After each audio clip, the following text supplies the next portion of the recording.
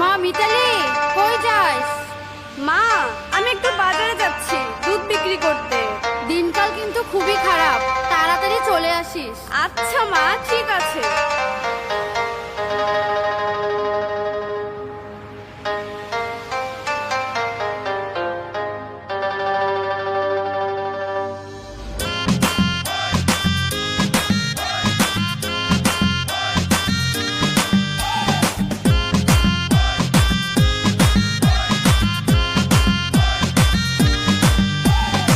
উর্বশী মাইয়ারে তোর কলসির ভেতর কি খাঁটি গরুর দুধ বেচতে এনেছি।